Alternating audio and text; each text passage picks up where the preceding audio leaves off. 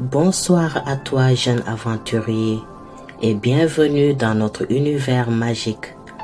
Aujourd'hui, je vais te raconter une histoire venue tout droit du Moyen-Âge, celle d'un garçon pas comme les autres, un garçon au cœur pur, plein de courage et de sagesse. Son nom est Clément et il possède un pouvoir extraordinaire, celui de parler au vent. Installe-toi bien confortablement, ouvre grand ton imagination et laisse-toi emporter par cette aventure pleine de mystères, de bravoure et de magie. Prêt? Alors, place à l'histoire de Clément, le garçon au pouvoir du vent. Clément, le garçon au pouvoir du vent. Il était une fois, au cœur d'un royaume oublié des hommes, un petit village nommé Val d'Or. Les maisons y étaient faites de pierres grises, les toits couverts de mousse et les collines alentour ondulaient comme une mer verte. Dans ce village vivait un garçon pas comme les autres, Clément. Clément avait 12 ans, des yeux d'un bleu profond comme le ciel après l'orage et un esprit vif que même les savants du château admiraient. Mais ce qui le rendait vraiment unique, c'était ses pouvoirs. Il pouvait contrôler le vent. Oui, tu as bien entendu. Quand Clément se concentrait, une douce brise tournoyait autour de lui. Et s'il se mettait en colère, le vent devenait tempête. Mais attention, Clément ne se servait jamais de ses dons pour impressionner les autres. Il les gardait secrets par peur d'être rejeté ou pire, d'être pris pour un sorcier, car à cette époque, on craignait la magie plus que tout. Un matin d'automne, alors que Clément aidait son père au moulin, le vent s'arrêta net, les ailes du moulin cessèrent de tourner et un silence étrange tomba sur Val d'Or. Les oiseaux ne chantaient plus, les feuilles ne bougeaient plus, même la rivière semblait figée. Le vieux meunier, inquiet, murmura: « C'est un mauvais signe, Clément. Quand le vent s'arrête, le mal rôde. » Le soir venu, un cavalier noir traversa la place du village. Son manteau volait comme une ombre et ses yeux rouges brillaient sous la capuche. Il annonça d'une voix froide: « Par ordre du seigneur Malric, le vent du nord est capturé. Nul ne soufflera sur vos terres tant que vous ne livrerez pas l'enfant au pouvoir. » Les villageois se regardèrent, terrorisés. Clément sentit son cœur se serrer.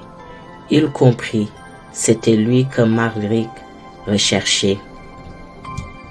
La nuit suivante, Clément prit la décision la plus difficile de sa vie. Il ne voulait pas que son village souffre à cause de lui. Alors, il prépara un sac, un morceau de pain, une gourde d'eau et une vieille boussole de son père. Avant de partir, il grava sur la porte du moulin: « Je reviendrai quand le vent reviendra. » Et sans bruit, il s'enfonça dans la forêt. Mais il n'était pas seul. Une chouette blanche le suivait depuis le début de sa route. Elle se posa sur son épaule et parla. Oui, parla. « Je m'appelle Auria, gardienne du vent. Ton destin est plus grand que tu ne l'imagines, Clément. » Étonné, mais confiant, Clément accepta son aide. Ensemble, ils partirent vers le nord. là où se trouvait le château du seigneur Malric. Après plusieurs jours de marche, ils atteignirent une vallée glacée. Au milieu se dressait une forteresse noire, entourée de pics de glace et de gargouilles. C'était le château du silence. Oria murmura: « Le vent du nord est enfermé ici. Si tu veux le libérer, il te faudra déjouer les énigmes de Malric. » Clément fronça les sourcils. Des énigmes? Parfait. L'intelligence était sa plus grande arme. À l'entrée, un portail de fer bloquait le passage. Une inscription brillait. Seul celui qui ne craint pas l'invisible peut ouvrir cette porte. Clément réfléchit. Il ferma les yeux, sentit le souffle de l'air autour de lui, même s'il était faible, puis il murmura: « Vent, montre-moi le chemin invisible. » Alors, le vent obéit. Une brise légère passa sous ses doigts et fit apparaître un mécanisme caché. La porte s'ouvrit doucement. Dans la salle principale, 3 chemins s'offraient à lui. Sur un mur, une voix de pierre déclara: « 3 épreuves pour 3 vertus, courage, sagesse et cœur pur. Échoue et le vent restera prisonnier à jamais. » Clément entra dans une salle plongée dans la brume. Des illusions de dragons l'entouraient, rugissant et crachant du feu. Mais il savait que la peur nourrit l'illusion. Alors, il avança droit, le cœur battant sans fléchir. Les dragons s'effacèrent et la voix dit: « Le vrai courage est d'avancer malgré la peur. » Une table, un sablier et une énigme gravée. Plus tu n'en prends, plus tu laisses derrière toi. Qu'est-ce que c'est? Clément sourit. Les pas. Le sablier s'arrêta net et la porte suivante s'ouvrit. Alors là venue l'épreuve du cœur pur.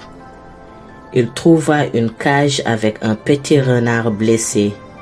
Pour libérer le vent, il devait choisir sauver le renard ou activer le levier doré. Clément n'hésita pas, il soigna le renard.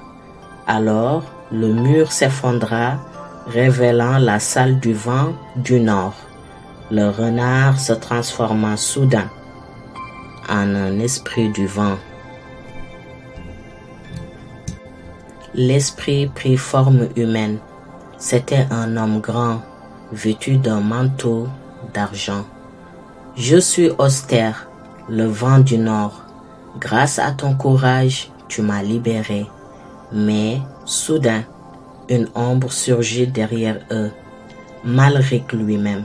« Tu crois pouvoir défier le maître du silence, petit ?» Clément se mit en garde. Mais, au lieu de combattre avec la force, il usa de son intelligence. Il observa le sceptre noir de Malric qui semblait aspirer l'air. Alors, il fit un geste rapide.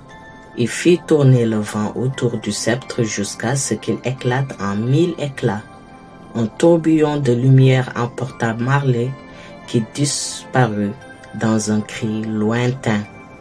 Le vent revint soudain sur la vallée, soufflant à travers les montagnes, faisant chanter les arbres et tourner les moulins jusqu'à Val-d'Or. Clément retourna dans son village. Les villageois concurrent à sa rencontre, émerveillés. Le vieux meunier pleurait de joie en voyant les ailes du moulin tourner de nouveau. Une légende naquit ce jour-là. Quand le vent se lèvera sur le Val-d'Or, c'est que Clément veille encore sur nous. Clément, lui, resta humble. Il ne voulait pas être roi ni seigneur. Il voulait seulement que le vent souffle librement, comme la pensée, comme la justice. Et parfois, quand les enfants du village entendent une bourrasque soudaine, ils disent en riant « C'est Clément, le garçon du vent qui nous salue ». Morale de l'histoire, le vrai pouvoir ne réside pas dans la force, mais dans le courage, la sagesse et la bonté. Et l'intelligence, quand elle sert le bien, peut faire renaître le vent, même après le silence. Et voilà, ainsi s'achève l'histoire de Clément, le garçon qui parlait au vent et fit renaître l'espoir dans tout le royaume. Il nous rappelle qu'il ne faut jamais sous-estimer la force du cœur, ni oublier que le courage et la bonté peuvent changer le monde. Si cette histoire t'a plu, n'hésite pas à laisser un pouce bleu, à t'abonner à la chaîne